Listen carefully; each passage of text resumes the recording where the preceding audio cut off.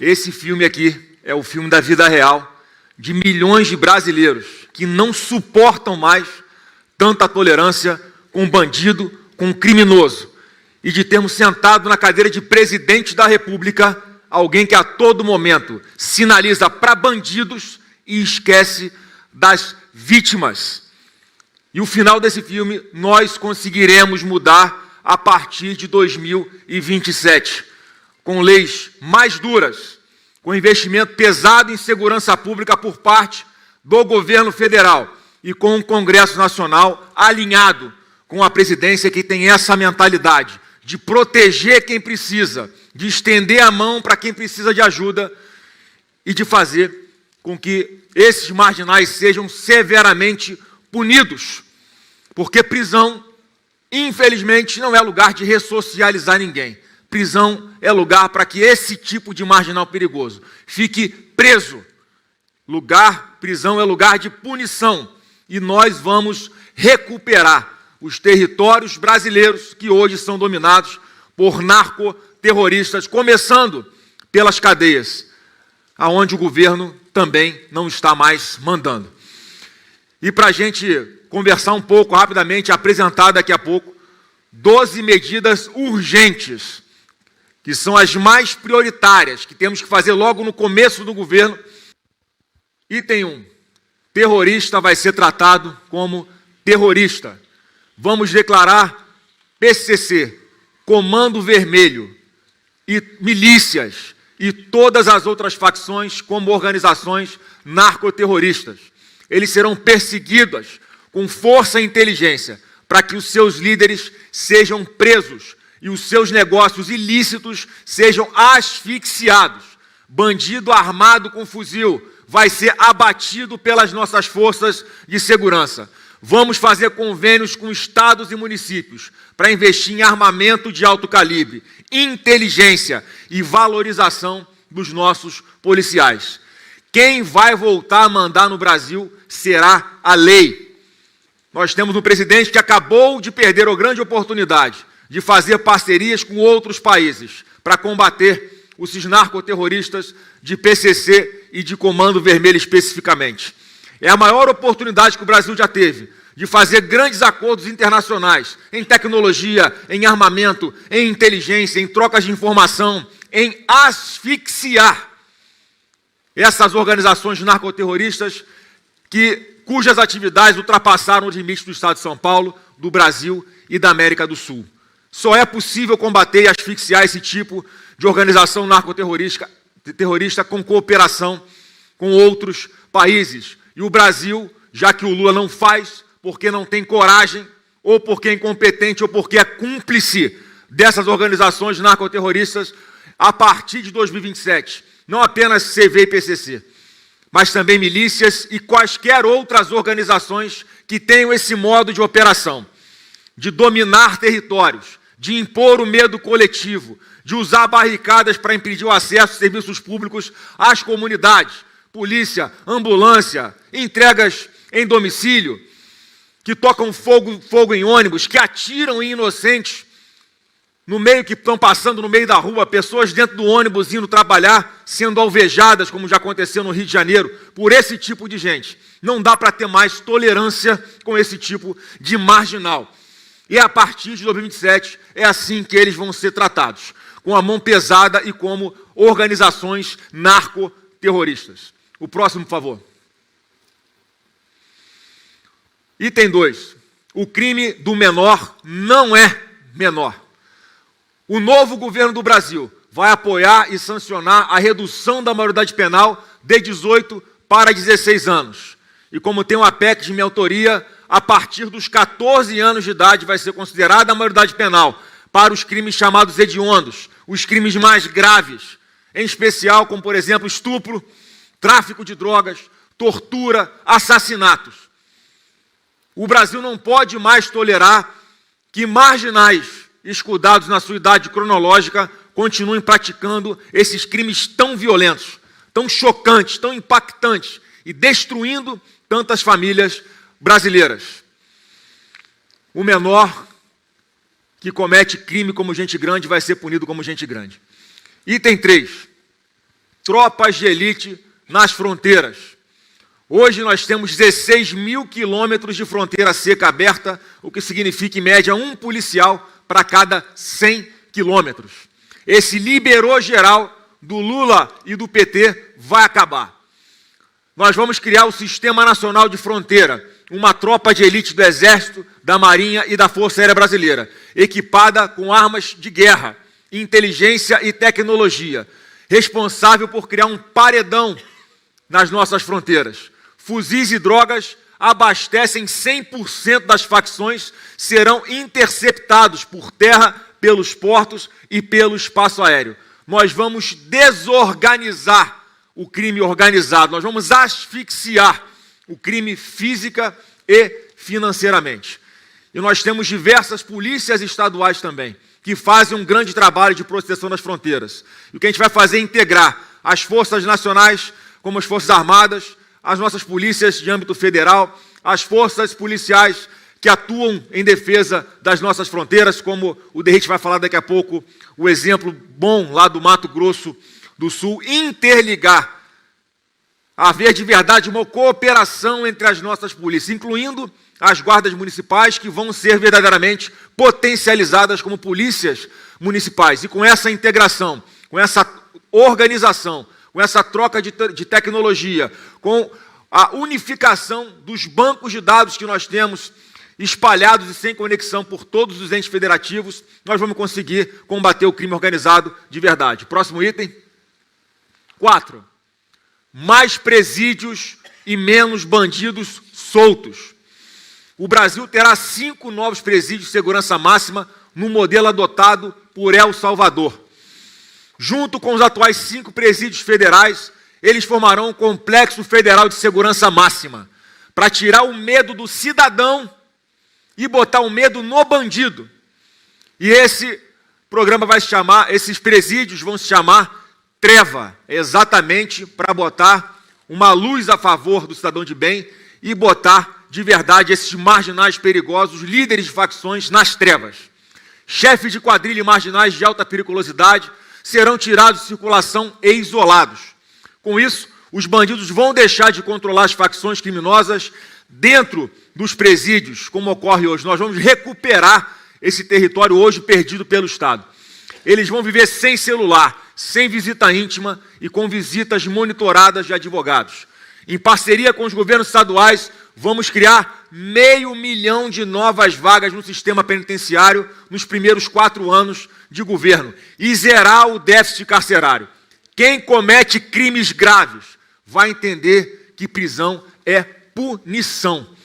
E eu tenho a convicção de que a partir deste momento, em que nós mostrarmos para fora que quem cometer crimes graves, principalmente os cabeças dessas organizações narcoterroristas, vão ficar em isolamento, vão ter um tratamento de bandido, vão refletir que o mal que eles fizeram para tantas famílias brasileiras não vai se repetir, que ele vai mofar na cadeia. Eu tenho a convicção de que para fora a mensagem que vai passar é que o Brasil mais precisa. Nós vamos combater a impunidade, que é o grande combustível da violência no nosso país atualmente. Próximo.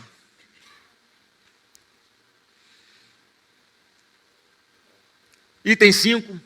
Cortar o mal pela raiz. Vou usar a força do presidente da República e a minha experiência como senador da República para aprovar e implementar a castração química de criminosos que abusam de mulheres e de crianças. A medida deverá ser aplicada a estupradores e abusadores de crianças, condenados pela justiça. Criminoso que destrói a vida de mulheres e crianças não merece privilégio nem complacência do Estado. Quem comete esse tipo de crime perde o direito de receber qualquer tipo de tolerância do Estado e deve enfrentar punições mais duras permitidas pela lei. Já há diversos projetos tramitando com esse intuito no Congresso Nacional. E só não vai para frente porque não tem o apoio do presidente da República, porque ele não tem uma base no Congresso Nacional e porque ele entende que defender mulher é fazer discurso fácil. Com a gente, não. Esse tipo de marginal, que talvez cometa o crime mais hediondo, o crime mais abjeto que existe na face da terra, que é violar uma mulher, tem que entender que ele só vai sair da cadeia se ele tiver submetido a esse tipo de tratamento que tira a sua libido. Eu tenho 2 filhas pequenas em casa, uma de 14 e uma de 12 anos. Eu não consigo imaginar a dor de um pai, ou a dor de uma mãe, ou a dor de uma menina, de uma criança como essa, que sofre com esse tipo de violência. Tem vagabundo desse perfil que chega a violentar até bebês, que não tem nem a consciência do que está acontecendo. Esse tipo de pessoa não pode continuar circulando livremente entre nós. Isso vai ter um fim aqui no Brasil a partir do novo governo do Brasil em 2027. Próximo item. Item 6, tolerância zero para feminicídio. Medida protetiva vai deixar de ser um pedaço de papel para ser um instrumento real de proteção às mulheres. Os agressores das mais de 500 mil de mulheres com medidas protetivas no Brasil vão ser monitorados pelas autoridades com o uso de tornozeleiras eletrônicas. Eu vou aliar a força do presidente da República, a minha experiência no Senado Federal, para endurecer a lei e obrigar assassinos e agressores de mulheres a cumprirem integralmente suas penas em regime fechado. Porque hoje o sistema liberta criminosos como esse quando eles cumprem 55% do tempo de pena. Isso vai acabar. É cadeia o tempo todo, do primeiro ao último dia. E a gente sabe que para isso é necessário fazer alteração, não apenas alteração legal, mas também alteração na nossa Constituição Federal. Porque a gente tem que dar um basta para esse tipo de marginal covarde também. Uma mulher é assassinada a cada 4 dias no Brasil. Durante o governo Lula, esse número não para de bater recordes. E vou passar a palavra daqui a pouco também para o Derrite, que vai falar como funciona aqui em São Paulo a aplicação, a execução desse tipo de medida. Porque não é um botão de pânico apenas. O que acontece e que tem dado resultado é que as mulheres, respeitando a LGPD sempre, que sofrem esse tipo de agressão, elas, quando fazem o registro na delegacia, elas autorizam a geolocalização do seu próprio celular. E na tornozeleira eletrônica do agressor, daquele cara que está ameaçando, daquele cara que bateu numa mulher, também tem uma georreferência. Então, quando cruza-se no mapa, numa sala de monitoramento, o marginal chegando próximo à mulher, automaticamente é acionada viaturas da PM, uma vai em direção à mulher, a outra vai em direção ao agressor. E isso tem funcionado com uma eficácia excepcional aqui no estado de São Paulo. Então, esses são os primeiros 6 itens, pode voltar para o item 6. No Brasil Primeiro, Derrite, vem para cá. Você colaborou, aqui não é a proposta ainda, né, de governo, são 12 medidas urgentes que nós estamos propondo, que precisam ser mais que imediatamente implementadas a partir do novo governo do Brasil. Aí eu queria que você só explicasse, detalhasse mais, Derrite, você que como secretário de Segurança Pública de São Paulo, você implementou esse programa de proteção às mulheres, né, com georreferenciamento, e também essa parte no combate ao PCC e a asfixia financeira deles. Dá uma esmiuçada para a gente, como um grande especialista que você é nessa pauta de segurança. Bom dia a todos, uma alegria estar aqui, uma alegria muito maior poder vivenciar esse momento histórico, ter um pré-candidato à presidência da República com chances reais de vitória, colocando como prioridade não número 1, número 0, ponto de partida, a segurança pública. Lamentavelmente, delegado Paulo Bilinski, delegado Olim, deputados aqui presentes, Sargento Nantes, Coronel Telhada, saudades dos nossos deputados aqui, todos aqui, especialistas, nós chegamos nesse ponto trágico para o Brasil, e por isso que o nome do programa, acho que vocês acertaram, Brasil Sem Medo. Todo mundo aqui que tem a minha faixa etária, 40 a mais, brincava na rua quando era criança. E todos vocês, sem exceção, inclusive eu, nós temos medo de deixar os nossos filhos brincar na rua. Nós temos que voltar a entregar a rua para os brasileiros.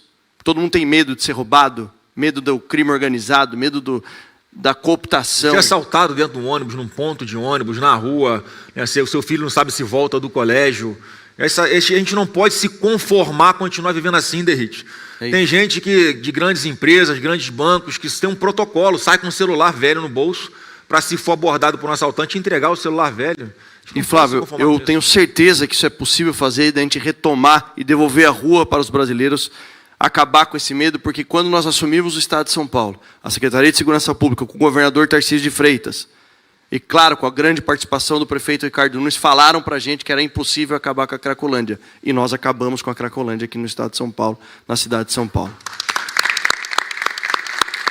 Os 2 pontos de relevância. Primeiro, um sistema real que funcione de combate às fronteiras. Fronteira não é peneira. Então, usar as Forças Armadas, as polícias federais, tanto a Polícia Federal, a Polícia Rodoviária Federal, convênios com as polícias estaduais, acho que esse é o grande segredo, porque na negligência do governo federal, os estados criaram departamentos especializados. Exemplo do DOF, Departamento Operacional de Fronteiras do Mato Grosso do Sul, que faz um grande trabalho, e o BPFRON no Paraná, que faz um grande trabalho, um batalhão especializado em fronteiras. Então, estimular, criar um sistema nacional de fronteiras, usando não só Forças Armadas, polícias federais, convênios com as polícias estaduais, mas tecnologia. Um batalhão de drones operando. Tá? A droga entra muito fácil no Brasil, e a principal fonte de receita do PCC, que é a maior organização que nós do Brasil, é o tráfico e o tráfico internacional de drogas. Se nós temos o segundo, infelizmente o Brasil é o segundo maior consumidor de cocaína do mundo. Então, existe um mercado interno muito grande. E o PCC, a partir de 2014, Fábio, passou a ser, Porto de Santos, lamentavelmente, o segundo maior exportador de cocaína do mundo, perde só para o Porto de Guayaquil, no Equador. O PCC começou a faturar... Bom lembrar que o Porto de Santos é federal. Competência da União. Fica em São Paulo, mas é competência da União. E não é culpa da Polícia Federal, que não existe um plano, não existe uma liderança olhando para esse ponto, entendendo que o crime organizado está faturando exponencialmente com isso. Então, essa questão de integração nas fronteiras, portos e aeroportos internacionais, evitar que a droga entre, evitar que a droga saia do nosso país, asfixiar financeiramente, e com o advento da lei antifacção, que trouxe inovações para a descapitalização de empresas, CNPJs, que fazem a lavagem de dinheiro do crime organizado. Foi a maior inovação, a ação civil de perdimento de bens proposta pelo Ministério Público, o que muitos alegam erroneamente, falsamente ou até desonestamente. A lei antifacção ataca quem está na ponta da linha e não pega os cabeças. Inclusive, nós estamos aqui na Faria Lima e nós confiamos no mercado financeiro brasileiro. E nós temos a certeza que juntos nós podemos tirar essas fintechs de fachada ou aqueles que usam o sistema financeiro para lavar o dinheiro do crime organizado. Eu quero aproveitar a sua fala para pedir a unidade aqui de todo o mercado financeiro, não apenas da Faria Lima, para nós nos unirmos para asfixiar financeiramente essas organizações narcoterroristas, o que prova que o que a gente está falando aqui não é para fazer uma política de segurança pública focada nas pessoas que são pobres, não, é para as pessoas que têm dinheiro também. Tem que ter uma unidade, uma união de todos nós para combater todos os tipos de crime, onde quer que eles aconteçam. E Flávio, só para linkar o item aí da fronteira, a droga, falando de Cracolândia, a droga vinha majoritariamente da Bolívia para a Baixada Santista. Na Baixada Santista ela fazia o refino, a mistura da droga, vinha para a favela do Moinho, onde era o bunker do PCC, por isso que foi uma ação multidisciplinar. Inclusive a Secretaria de Habitação teve uma participação fundamental na reta final.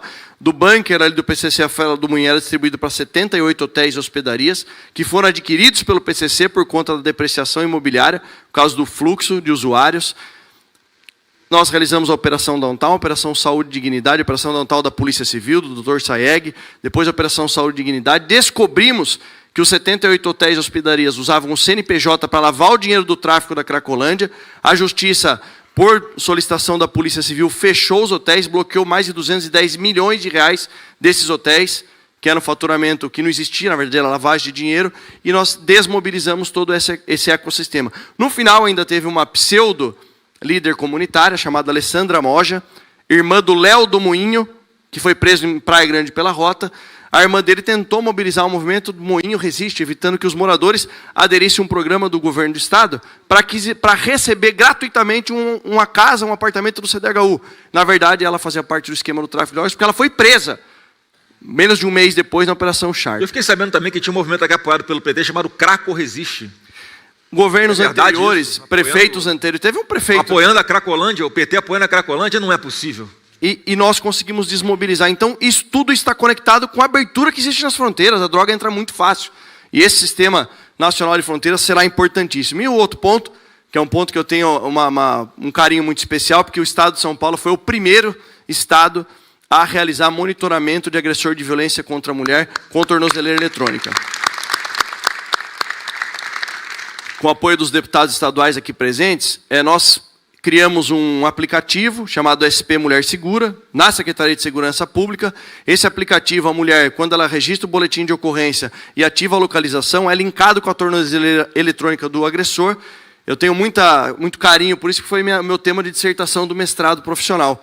E eu, no projeto piloto feito em São Paulo, 383 agressores de violência contra a mulher foram monitorados, dos quais 171 tentaram descumprir a medida protetiva. Ou seja, aquela medida protetiva que a gente via no noticiário, que a mulher tinha 11, 12, 15 medidas protetivas, e mesmo assim ela sofreu feminicídio, com esse programa isso acabou. Os 171 que descumpriram, nenhum conseguiu chegar perto da mulher, porque a viatura da Polícia Militar chegou antes, rompendo o ciclo da violência, rompendo o ciclo do feminicídio. Tem um detalhe importante nessa pauta, Derrite, que não vai estar aqui, porque, mais uma vez, nós estamos tratando aqui, falamos de 6, vamos falar de mais 6 medidas urgentes, que têm que ser adotadas imediatamente a partir do novo governo do Brasil. Mas tem muitas mulheres que sequer conseguem ir registrar um abuso por parte, né, do marido ou do namorado, muitas vezes por medo, muitas vezes porque não tem autonomia financeira para deixarem de depender desse covarde agressor. Então, aqui não estará tratado isso, mas estará num pilar mais para frente, faremos exclusivamente de proteção e defesa de forma efetiva das mulheres, que são as casas da mulher brasileira, todo o acolhimento, todo o apoio, toda a orientação, todo o sigilo, todo o suporte financeiro, inclusive habitacional, para aquelas mulheres, né, que por algum motivo não estejam conseguindo se desvencilhar dessa situação de serem oprimidas, agredidas, né, por homens covardes. E o mais importante é que não depende de ação humana. Não desmerecendo os programas anteriores, como o botão do pânico, etc. e tal, que precisava de alguma ação humana da vítima ou de um terceiro para acionar a polícia. Isso já é linkado, usa inteligência artificial, e a Central de Operações da Polícia Militar recebe o alerta toda vez que a medida protetiva é descumprida. Então, seguindo esse caminho, eu tenho certeza que nós vamos tirar esse medo que existe na população brasileira, com tolerância zero contra o crime e acabando com a impunidade. Maravilha, obrigado, Derrite. Vamos dar continuidade aqui para a nossa parte final. O item 7, por favor. Acabar com a cocaína made in Brasil. Não plantamos coca nem produzimos cocaína, mas, sob Lula e o PT, o Porto de Santos se tornou um dos maiores exportadores de cocaína do mundo. Como o Derrite falou, o segundo porto que mais exporta a cocaína para o mundo. Nós vamos usar tropas especiais da Marinha para ocupar e monitorar de forma permanente os portos de Santo e de Paranaguá num primeiro momento. Traficante que resistir e enfrentar o Estado vai ser preso ou vai virar pó. Como foi dito aqui, fronteira não é peneira, seja por terra, por ar ou pelo mar, ou pelos rios, como acontece em especial na região da Amazônia. Então isso aqui é um programa que nós vamos sim, como são áreas da União, é preciso haver essa integração das forças de segurança, das forças policiais e das forças estaduais, com o uso de tecnologia, com integração, como acontece em diversos portos no mundo. Tem portos, como lá na China, que você não vê um ser humano em toda a área do porto, porque é tudo automatizado, monitorado, e é possível, quando se quer, escanear esses containers e fazer ter todo o aparato tecnológico e recurso humano necessário para evitar que os nossos portos continuem, infelizmente, tendo essa marca, um porto brasileiro, o segundo que mais exporta cocaína para o mundo. Então, vamos também botar um ponto final nisso. Próximo item, item 8, menos verbo, mais verba. O novo governo do Brasil vai, no mínimo, dobrar os investimentos federais em segurança pública. O blá blá blá ideológico do PT não traz resultados práticos. Dados do Ministério da Fazenda apontam que o governo federal destina somente 0,4% dos seus gastos à segurança pública. Assim, fica difícil, de verdade, combater o crime. Quem tem que viver em paz é o cidadão de bem, não as facções do mal. Não se combate o crime há 4 meses de uma eleição, com um discurso fácil e fazendo apresentação de PowerPoint, como faz o Lula e o PT, depois de 18 anos no poder, passando pano para bandido. Aproximadamente 17 bilhões de reais estão sendo destinados para a segurança pública por parte do governo federal. A nossa meta inicial é dobrar, mas com certeza, se houver necessidade, nós vamos ampliar isso, Moro, porque é importante o apoio financeiro, sim, como o Derrite colocou, financiamento para as polícias estaduais e municipais de esquadrões com drones, equipamentos de tecnologia, armamento. Agora, no próximo mês, eu vou estar lá em Duque de Caxias, onde a Guarda Municipal está sendo formada pelo prefeito Netinho Reis, com uma disciplina, com a tecnologia, com a capacitação para o uso de armamento, e vai fazer um trabalho integrado com a Polícia Militar do Estado do Rio de Janeiro. Então, não adianta o Lula, nas vésperas agora da eleição, anunciar um pacote de 10 bilhões de reais, que ninguém sabe como tem acesso, não tem organização de nada, ou seja, não vai funcionar. 10 bilhões de reais é menos do que só o Estado do Rio de Janeiro gasta em segurança pública por ano, é quase a metade. Quer dizer, esses 10 bilhões para o Brasil inteiro não são absolutamente nada, parece apenas uma narrativa que ele quer contar para fora de que está fazendo alguma coisa pela segurança pública quando não está. Não à toa, em 2022, quando ele foi declarado presidente da República, os presídios ficaram em festa. O Brasil não verá essa cena de novo em 2026. Próximo item, por favor. Luz, câmera, prisão.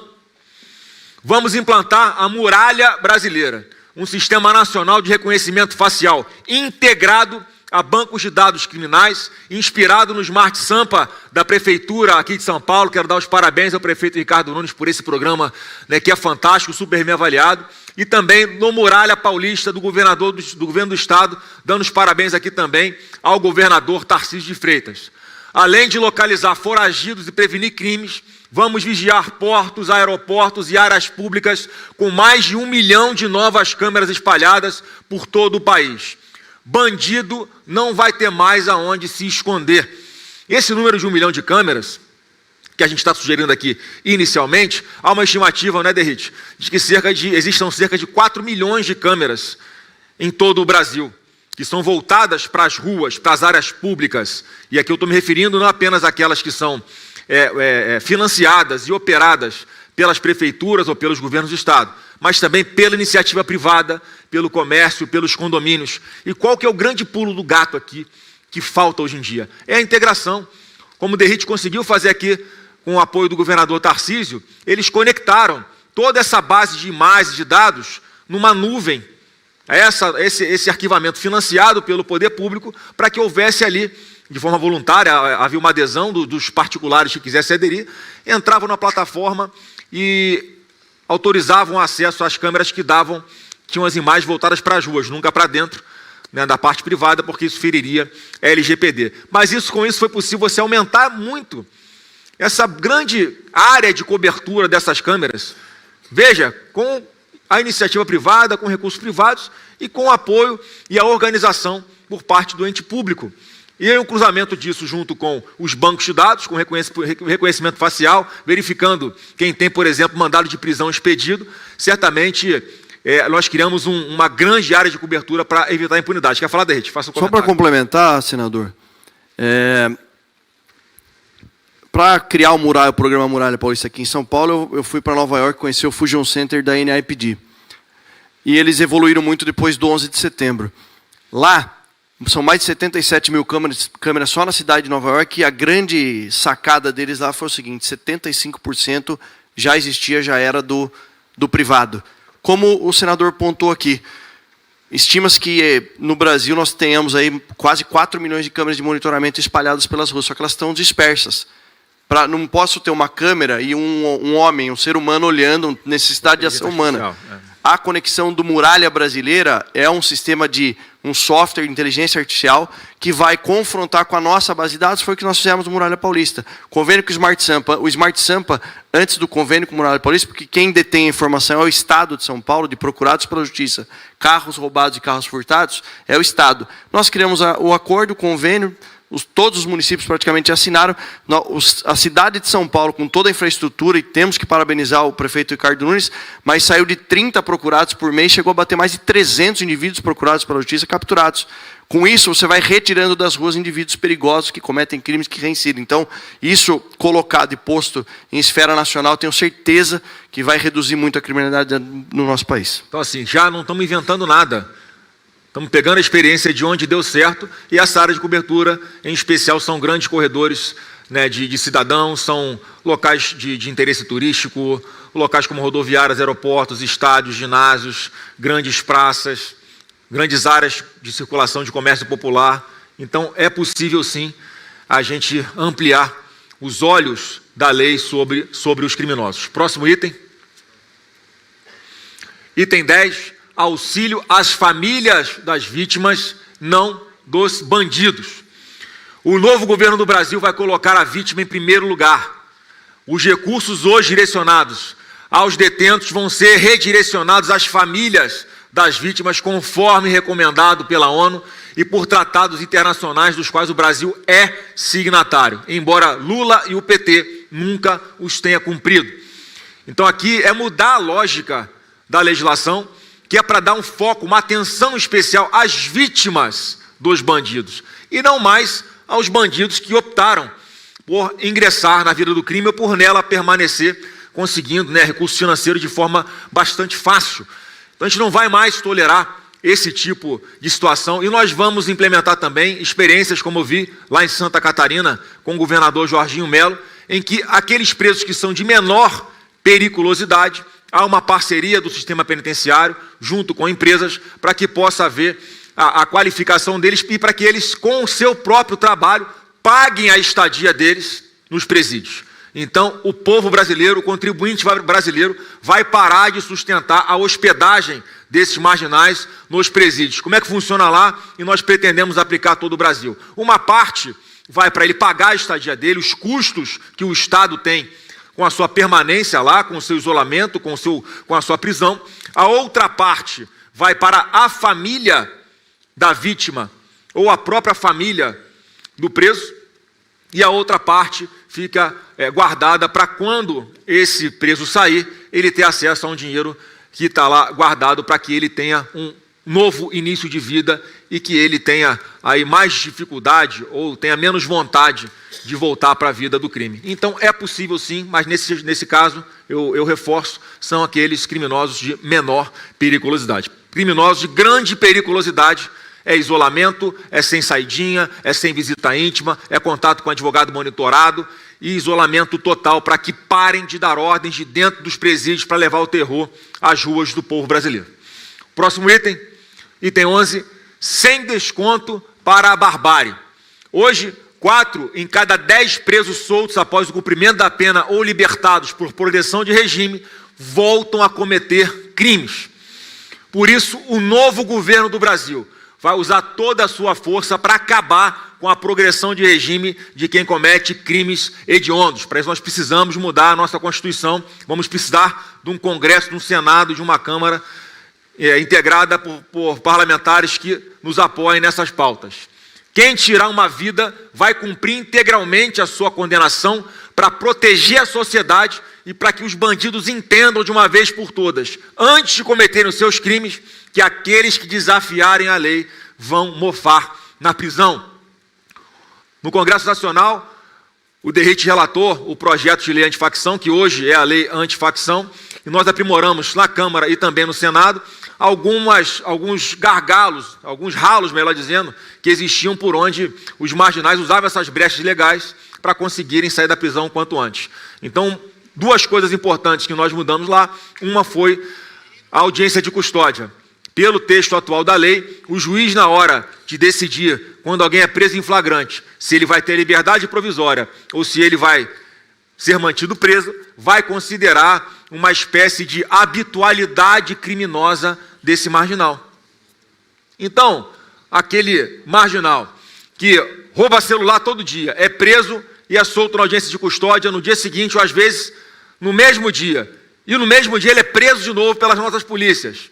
Quando a pessoa, ainda que não tenha uma sentença transitada em julgado, esteja respondendo a vários inquéritos por cometimentos reiterados de crime, o juiz vai ter oportunidade de mantê-lo preso sim. Eu lembro de um ministro da Justiça que hoje está no Supremo, que entrou numa favela no Rio chamado Complexo da Maré, onde é o berço do Comando Vermelho, sem segurança, sem polícia. É muito estranho, porque nesses lugares normalmente só se entra quando tem acordo com o tráfico.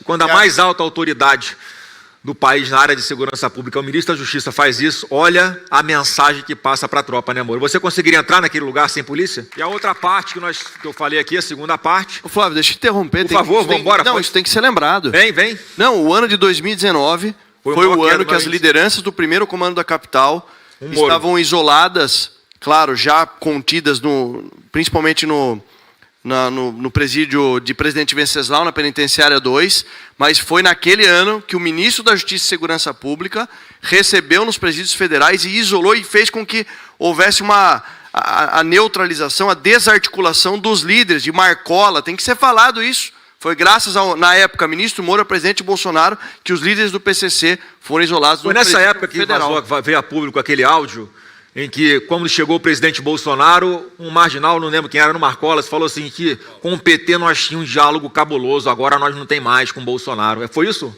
Foi isso. Foi monitorado isso e, de fato, era um governo no qual o crime organizado estava na defensiva, que é exatamente o oposto do que a gente vivencia hoje. E tem que ter rigor mesmo. Foi naquela época que a gente começou a monitorar as conversas dos advogados dos presídios, e tem que fazer, porque de lá de dentro vinha ordem para matar policial, vinha ordem para matar juiz, vinha ordem para matar o cidadão e incutir terror, inclusive nas comunidades mais pobres. Tenho certeza, presidente, que com você lá na cadeira, o discurso e a prática vão voltar a ser o que eram antes desse governo leniente com a criminalidade. Com certeza vamos trabalhar muito para libertar as pessoas que moram nessas comunidades mais pobres, desses marginais que impõem um verdadeiro governo paralelo e o terror à vida dessas pessoas. Então o ponto é mudar a Constituição para a gente ou acabar, ou reduzir, ou aumentar bastante o período de cumprimento de pena para que tenha direito a algum benefício como progressão de regime. E a outra coisa que eu acho muito importante, que mais uma vez existe projeto no Congresso Nacional, que o novo governo do Brasil vai apoiar, é desfazer o que fez Dilma Rousseff. Foi nesse governo que eles, com a sua política de desencarceramento, eles mudaram o período mínimo para início de cumprimento da pena em regime fechado.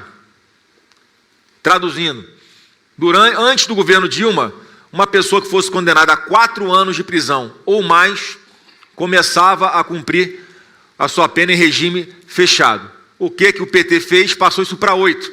Então, a partir de um governo do PT, quem fosse condenado a 8 anos de prisão é que começaria a cumprir o seu regime, a sua prisão em regime fechado. E aí diversos crimes que são graves hoje, como milícia, os milicianos começaram a ser condenados a 4, 5, 6 anos de prisão, portanto, nem ficando preso, já inicialmente começando a cumprir as suas penas em regime semiaberto ou até aberto muitas vezes.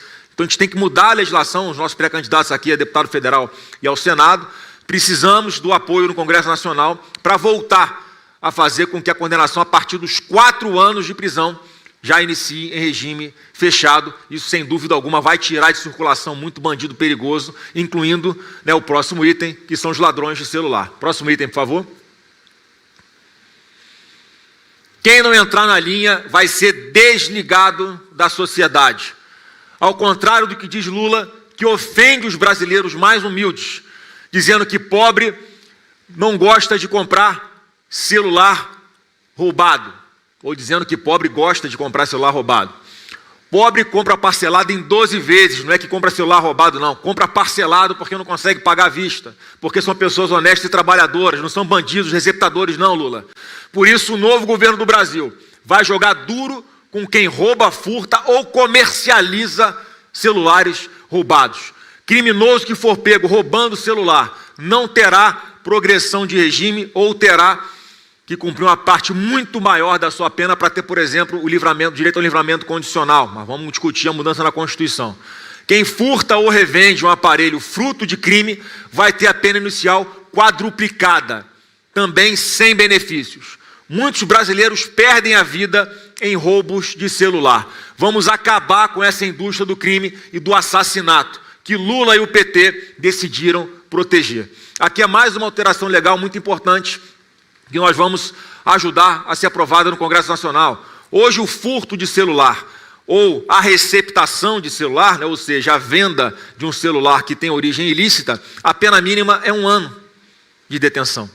Portanto, você não vê as pessoas que furtam celular sendo mantidas presas. E aqui tem um detalhe técnico que não é pequeno, é importante, porque a gente está acostumado a falar, o povo entende, roubo de celular.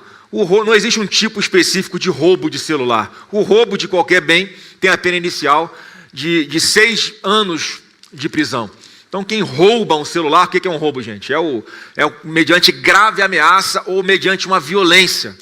Aquela arma na cabeça para roubar o celular, essa é uma punição que começa com 6 anos. O furto, o que o judiciário considera hoje, é aquele cara que passa de bicicleta, toma o seu celular e vai embora. Isso é considerado um furto e não um roubo. Ou quem pega um celular sem a outra pessoa ver. Só que a diferença, gente, para um furto de celular, entre um furto de celular e um assassinato por causa de um celular, é uma fração de segundo. É o bandido não ir com a sua cara.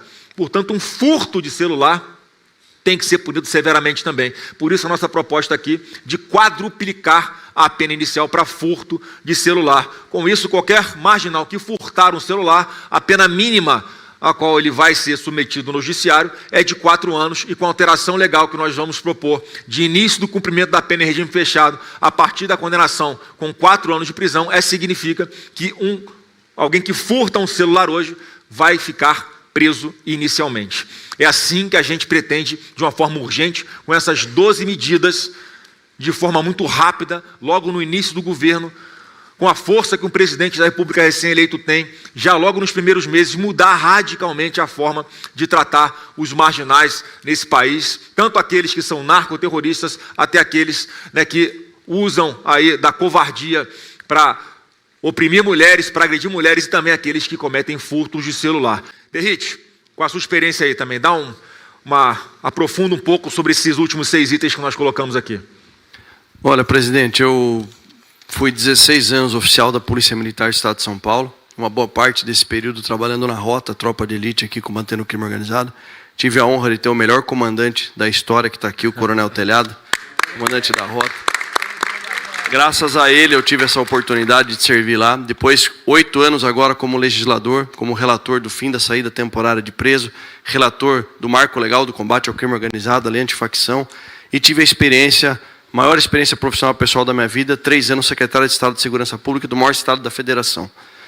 Então, isso que foi colocado aqui é um sonho que vire realidade, porque independente de todos os crimes que nós falamos, os mais bárbaros, estupro de crianças, feminicídio, tráfico internacional de drogas, todos eles são fomentados por uma coisa chamada impunidade, a certeza da impunidade. O que permeia todos esses crimes é que o criminoso no Brasil, ele não tem a dúvida, ele tem a certeza da negligência da lei, da fragilidade da lei, por isso que ele continua a vida delituosa. Gary Stanley Becker, economista norte-americano, escreveu em 1968 a Teoria Econômica do Crime. Ele fez uma análise econômica, recebeu o Nobel em 92 por essa obra.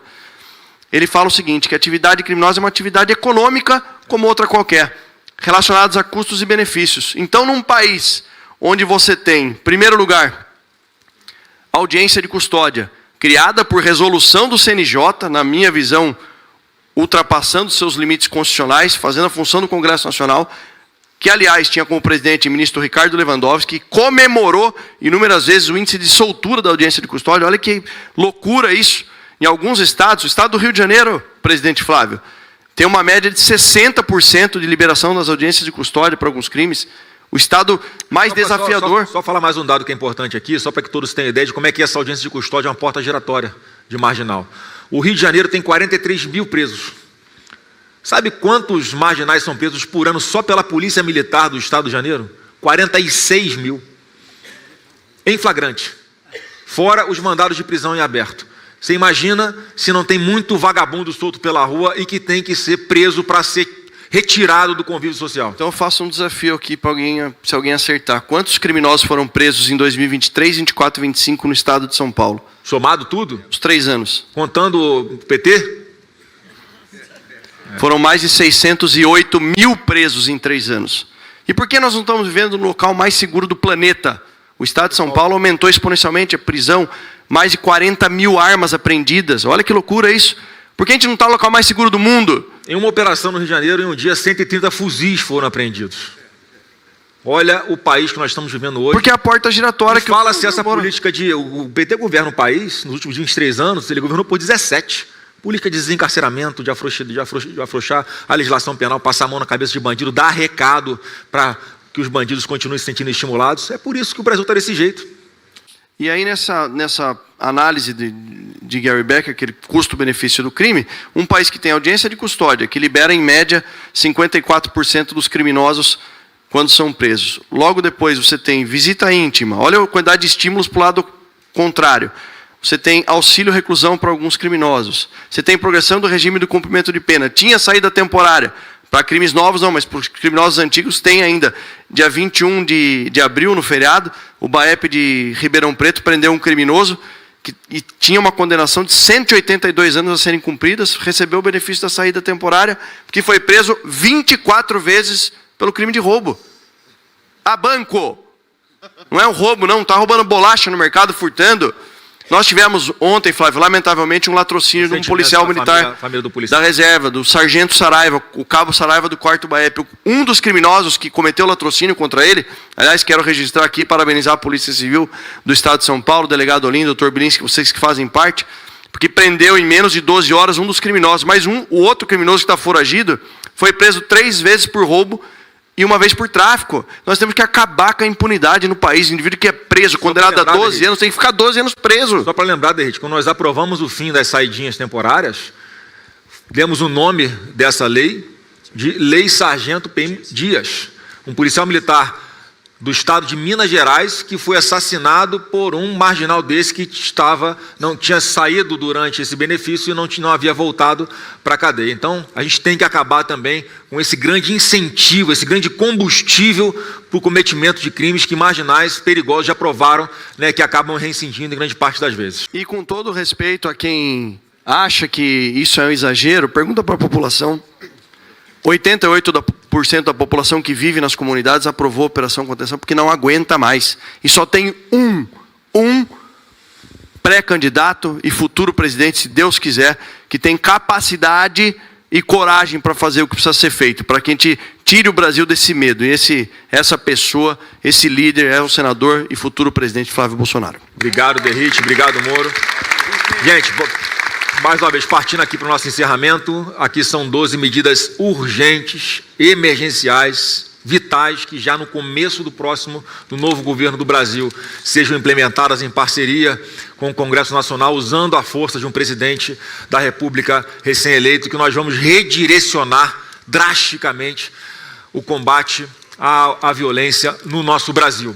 E, como eu disse há poucos dias, esse plano aqui é uma péssima notícia para o PCC, para o Comando Vermelho e para o PT, que hoje está tendo um dia pior ainda, porque o PT da Bahia acaba de ser implodido pela Polícia Federal com a operação contra o líder do governo do PT no Senado Federal, Jacques Wagner.